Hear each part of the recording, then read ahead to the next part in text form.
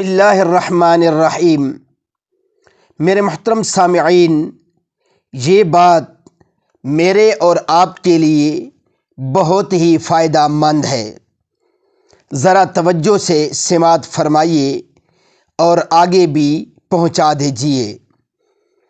افلاطون اپنے استاد سقراط کے پاس آیا اور کہنے لگا، آپ کا نوکر بازار میں کھڑے ہو کر آپ کے بارے میں غلط بیانی کر رہا تھا۔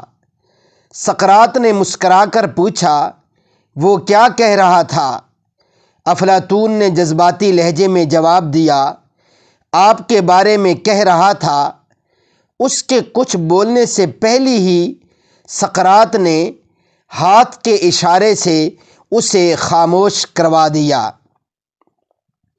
اور کہا، تم یہ بات سنانے سے پہلے اسے 3 کی کسوٹی پر رکھو، اس کا تجزیہ کرو اور اس کے بعد فیصلہ کرو کیا تمہیں یہ بات مجھے بتانی چاہیے یا نہیں۔ افلاطون نے عرض کیا، یا استاد، 3 کی کسوٹی کیا ہے؟ سقراط بولا، کیا تمہیں یقین ہے تم مجھے جو یہ بات بتانے لگے ہو یہ بات 100% سچ ہے؟ افلاطون نے فوراً انکار میں سر ہلا دیا۔ سقراط نے ہنس کر کہا، پھر یہ بات بتانے کا تمہیں اور مجھے کیا فائدہ ہوگا؟ افلاطون خاموشی سے سقراط کے چہرے کی طرف دیکھنے لگا۔ سقراط نے کہا، یہ پہلی کسوٹی تھی، اب دوسری کسوٹی کی طرف آتے ہیں۔ مجھے تم یہ بات بتانے لگے ہو، کیا یہ اچھی بات ہے؟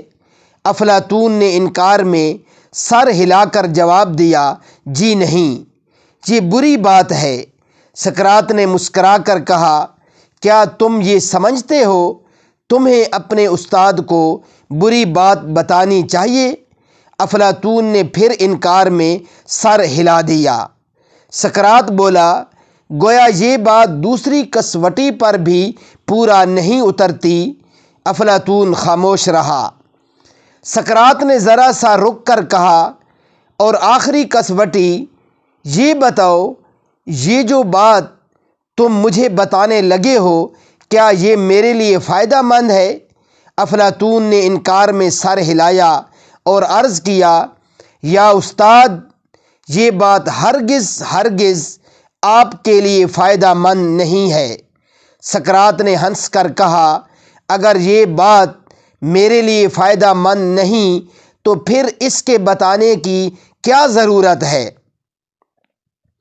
افلاطون پریشان ہو کر دائیں بائیں دیکھنے لگا۔ سقراط نے گفتگو کے یہ 3 اصول آج سے ہزاروں سال قبل وضع کر دیے تھے، اس کے تمام شاگرد اس پر عمل کرتے تھے۔ وہ گفتگو سے قبل ہر بات کو 3 کی کسوٹی پر پرکھتے تھے۔ نمبر 1، کیا یہ بات 100% درست ہے؟ نمبر 2، کیا یہ بات اچھی ہے؟ اور نمبر 100، کیا یہ بات سننے والے کے لیے مفید ہے؟ اگر وہ بات 3 کی کسوٹی پر پوری اترتی تھی تو وہ بے دھڑک بول دیتے تھے، اور اگر وہ کسی کسوٹی پر پوری نہ اترتی یا پھر اس میں کوئی ایک عنصر کم ہوتا تو وہ خاموش ہو جاتے تھے۔ میرے محترم سامعین، آج ہمارے معاشرے کو بھی اس 3 کی کسوٹی کی بہت ضرورت ہے، جہاں نکتہ چینی، چغل خوری، تہمت بیانی اور گمراہ کن باتوں کا دورہ ہے، اور ہر فرد دوسرے کے لیے زبان کے تیر چلانے کی طاق میں بیٹھا ہوا ہے، اور جس کی وجہ سے بہت سے افسوسناک واقعات جنم لے رہے ہیں۔